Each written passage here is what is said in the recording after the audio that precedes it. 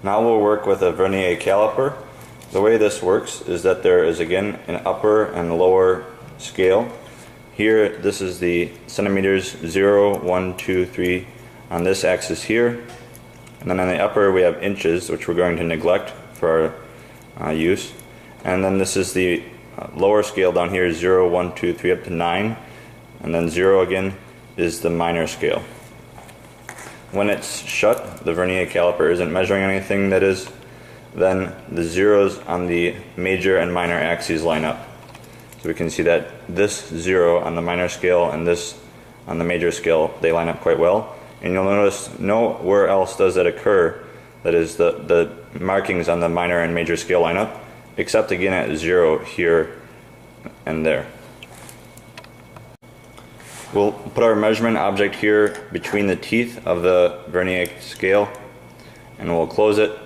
When we're measuring something, there's a flat side here and we'll want to put our device in that and then close it with a little bit of pressure.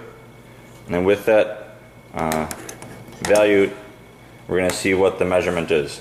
On the major scale, it's the question of where does the 0 on the minor scale line up with the major scale. So here we have a 0 on the minor scale, which is a little past this hash mark here. So that's 5, 6, 7. It's a little more than 0.7 centimeters. And the question is, how much more than 0.7 centimeters is it? Since the 0 here doesn't line up with the major scale exactly, we need to find where on the minor scale it does. So there's no match here until we reach, say, the 6 value. So on the minor scale, the 6 mark lines up pretty well. You could even say the 7 mark lines up better. So we'll take this 7 as our minor scale measurement. Now the question is, how do we combine this 0.7 centimeter measurement on the major scale with the 7 mark on the minor scale? The answer to that is over on the far side of our caliper. There's a little marking that says 0.05 millimeters. This tells us the smallest unit of measurement for the caliper. So now when we look back, this 0 on the minor scale is somewhere between 0.7 and 0.8 on the major scale. So this gives us some confidence that our measure is correct. Now that we know the smallest unit of measure on the minor scale is 0.05 millimeters, that tells us what this 7 means. Each of these small marks from here to here is 0.05 millimeters, and so since this is 7, and then there are 2 marks per increment, there are actually 14 of these small measurements. The way we'll combine these sets of measurements, the 0.05 millimeters on the minor scale as the smallest measurement with the major scale of 0.7 centimeters, is we'll take the major plus the number of minor increments, in this case 14, and then multiply that number times the smallest measure.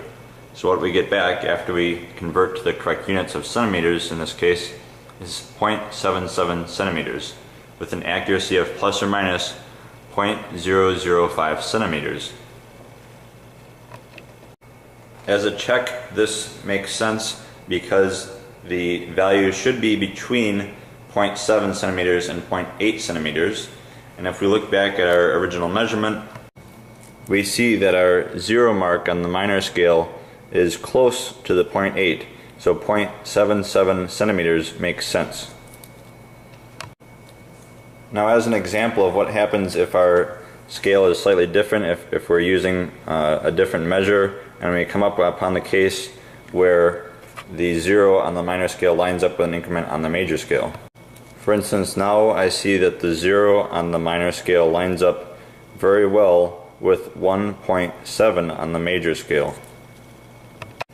What that does for our calculation is we still have a major scale of 1.7 centimeters, but now our minor measurement is 0 increments, and we multiply that times our smallest measure of 0.05 millimeters, and what we get back is a more precise measure of 1.70 plus or minus 0.005 centimeters.